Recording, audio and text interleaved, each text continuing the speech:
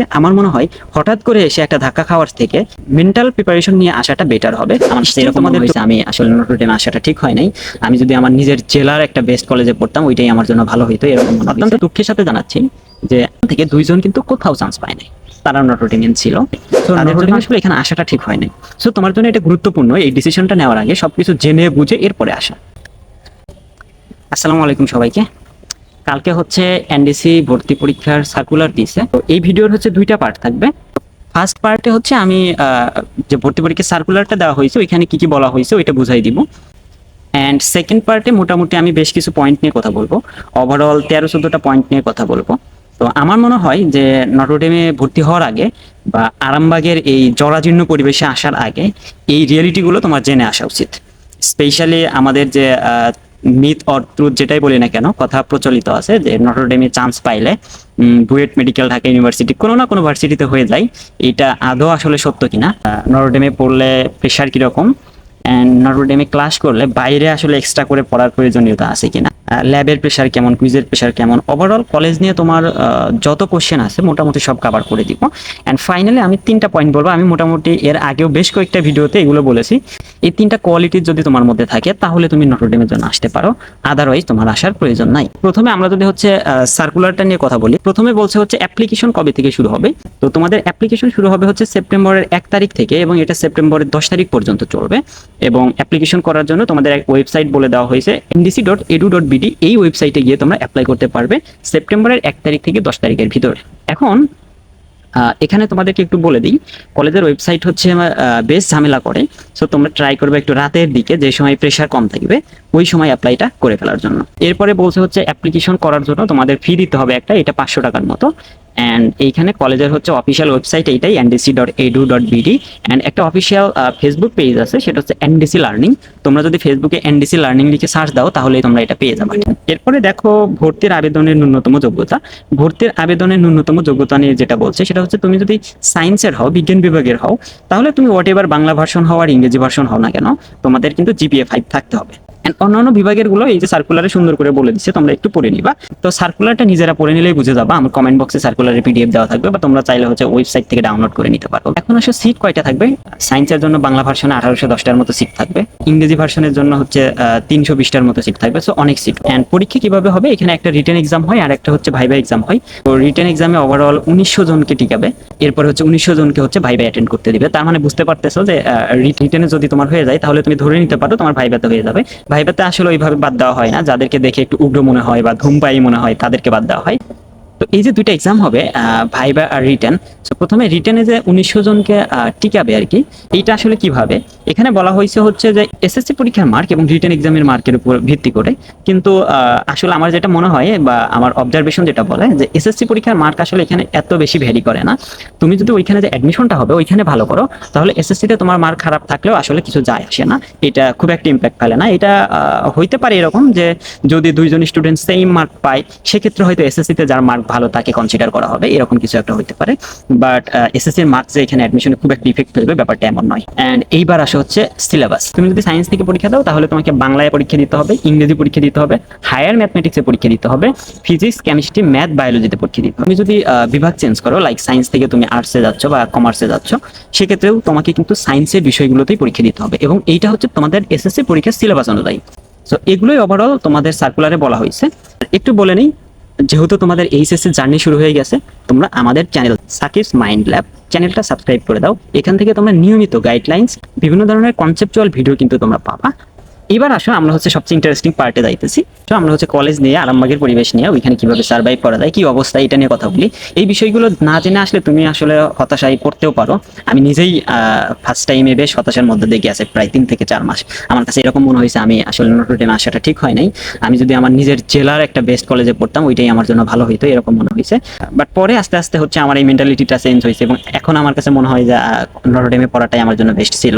প্রথমে সব থেকে ইন্টারেস্টিং কোয়েশ্চেন যেটা, নটর ডেমে পড়লেই ইউনিভার্সিটি ঢাবি রাবি কুয়েট মেডিকেল এগুলোতে হয়ে যাবে কিনা। অত্যন্ত দুঃখের সাথে জানাচ্ছি যে আমি যে হোস্টেলে ছিলাম আমরা বেশ কয়েকজন, মানে আমরা সবাই নটর ডেমের ছিলাম। সো সবাই মিলে একসাথে অ্যাডমিশনের প্রিপারেশন নেই।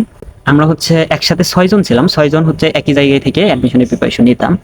তো সেখান থেকে 2 জন কিন্তু কোথাও চান্স পায় নাই। তারা নটরডেমিয়ান ছিল। সো নটরডেমে পড়েও কোনো ইউনিভার্সিটিতে একটা সিট পাচ্ছে না, এই সংখ্যাটা একদম ফেলে দেওয়ার মতো নয়।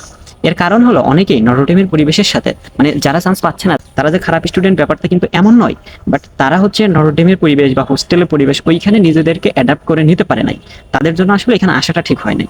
সো তোমার জন্য এটা গুরুত্বপূর্ণ এই ডিসিশনটা নেওয়ার আগে সবকিছু জেনে বুঝে এরপরে আসা। ফার্স্ট অফ অল আমি একটু কথা বলি নটরডেমের রুলস অ্যান্ড রেগুলেশন নিয়ে। তো নটরডেমে খুবই খুবই কঠোরভাবে নিয়ম মানা হয়। যেমন তোমাকে আমি একটা এক্সাম্পল দিই, নটরডেমে ক্লাস শুরু হয় হচ্ছে আটটা থেকে, সকাল 8টা থেকে। তো তুমি যদি 8টার পরে যাও সেক্ষেত্রে 8টা 10 পর্যন্ত হচ্ছে কনসিডার করা হয়। বাট ইন কেস তোমার যদি 8টা 11 বেজে যায় তাহলে তোমাকে গেট দিয়ে কলেজে প্রবেশ করতে দিবে না। ঠিক আছে, আমি আমি নিজে ঢুকতে পারিনি।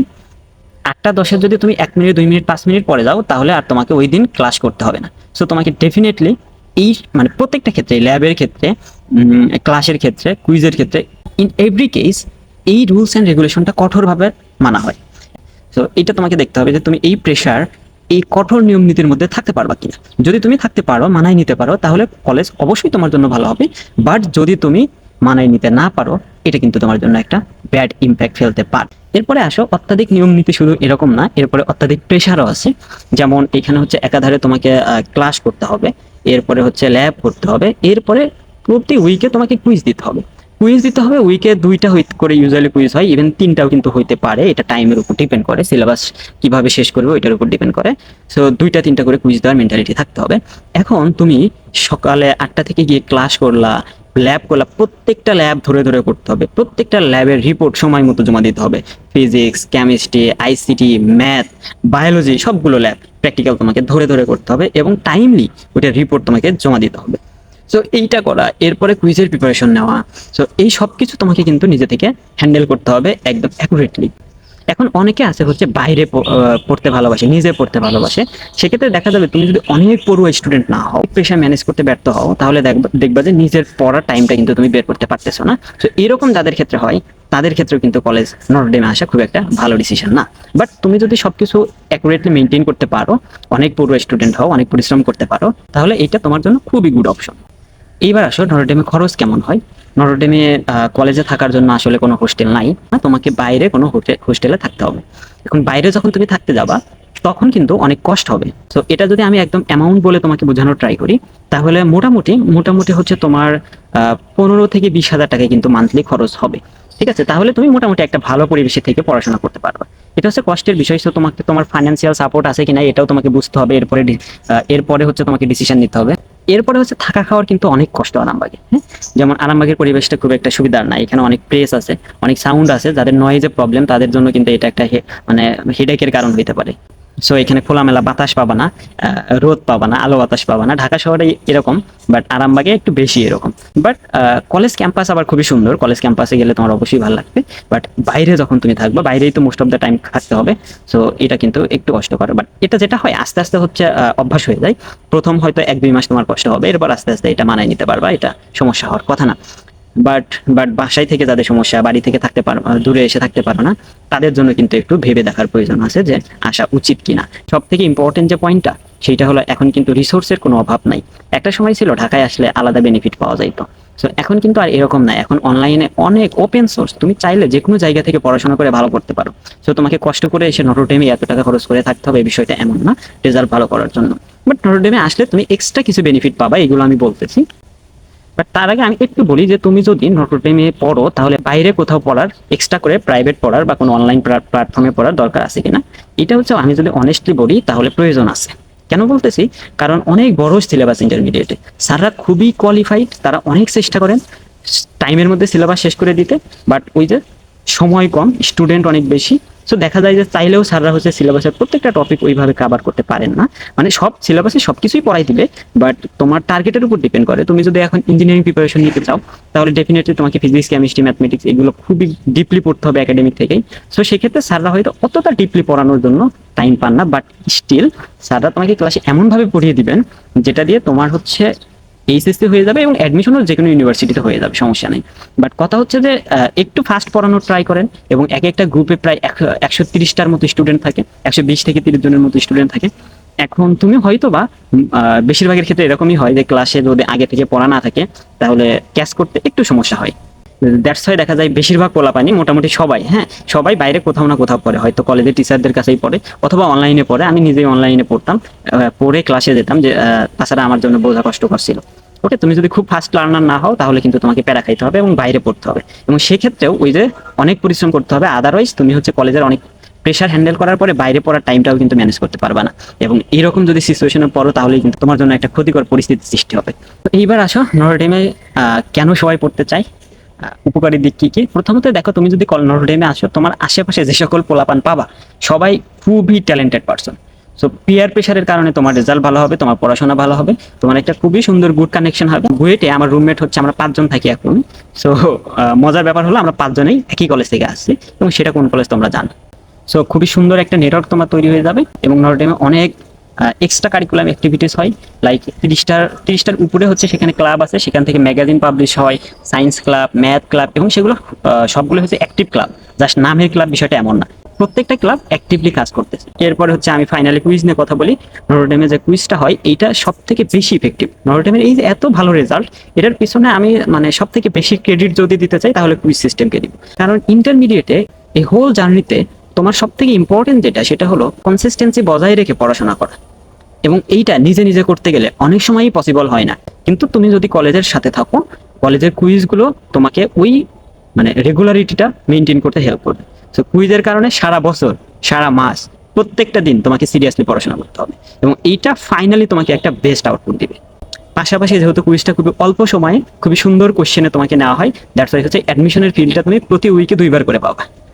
এবং এখানে আরো একটা ভালো দিক হইলো, আমাদের মোটামুটি এইচএসসি পরীক্ষার 4 মাস আগেই সিলেবাস শেষ করে দেয়, মানে টেস্ট পরীক্ষা নিয়ে নেয়, এবং টেস্ট পরীক্ষা নেওয়ার পরে লম্বা একটা সময় দেবে, 3 থেকে 4 মাস তোমার কোনো ক্লাস থাকবে না, ল্যাব থাকবে না, কিছু থাকবে না, তোমার ল্যাব রিপোর্ট রেডি, সব ক্লাস ডান, তোমার টেস্ট পরীক্ষা হয়ে গেছে, সিলেবাস শেষ। তুমি ওই 4 মাস একদম নিজের মতো করে পড়ার সময় পাবা। 3 মাস বা 4 মাস টাইম কিন্তু এটা দেওয়া হবে, এবং এই সময় তোমার কামব্যাক দেওয়ার একটা বড় সময়। তোমার যদি কিছু গ্যাপও থেকে থাকে, তুমি এই সময় কিন্তু কভার করে নিতে পারবা। তো সবকিছু মিলে আমি যদি সামারাইজ করি, তাহলে তোমার যদি প্রেশার হ্যান্ডেল করার মেন্টালিটি থাকে, বা যত প্রেশারই হোক, এটা আমি এর আগেও ভিডিওতে বলেছি, যে তুমি যদি পরিশ্রম করার মেন্টালিটি থাকে, তোমার মনে হয় আমি 2টা বছর অনেক পরিশ্রম করবো, অনেক প্রেশারের মধ্যে থেকে নিজেকে ঠিক রাখতে পারবো, এন্ড তোমার যদি হোম সিকনেস না থাকে, অর্থাৎ একটু থাকা খাওয়া সমস্যা হইলেও তুমি যদি মানিয়ে নিতে পারো, এরপরে তোমার যদি ফাইন্যান্সিয়াল সাপোর্ট থাকে, তাহলে চোখ বন্ধ করে তুমি নটরডেমে আসতে পারো। আর একটা ইম্পর্টেন্ট কথা বলতে ভুলে গেছি, কলেজে আসার পরে দেখবা তোমার আশেপাশে যে সকল বন্ধুরা আছে তাদের অনেকেরই সিলেবাস 20 থেকে 30%, ইভেন অনেকের 50% শেষ। তো তখনও কিন্তু তুমি একটা হতাশায় পড়তে পারো, বাট এইটা কোনো সমস্যা না। তুমি যদি কলেজের সাথে থাকো তাহলেই তোমারও সিলেবাস সময় মতো শেষ হবে, এবং তাদের সাথে তুমি কম্পিটিশন করতে পারবা। সো নটরডেমে আসার পরে তুমি কি কি সিচুয়েশনে পড়তে পারো, মোটামুটি আমি সবকিছু এখানে কভার করার চেষ্টা করছি। আমার মনে হয় হঠাৎ করে এসে একটা ধাক্কা খাওয়ার থেকে মেন্টাল প্রিপারেশন নিয়ে আসাটা বেটার হবে। স্টিল তোমাদের যদি কোনো কোশ্চেন থাকে তোমরা কমেন্ট বক্সে জানাতে পারো। আর একটু বলে নেই, যেহেতু তোমাদের এইচএসসি জার্নি শুরু হয়ে গেছে, তোমরা আমাদের চ্যানেল সাকিবস মাইন্ড ল্যাব চ্যানেলটা সাবস্ক্রাইব করে দাও। এখান থেকে তোমরা নিয়মিত গাইডলাইন্স, বিভিন্ন ধরনের কনসেপচুয়াল ভিডিও কিন্তু তোমরা পাবা।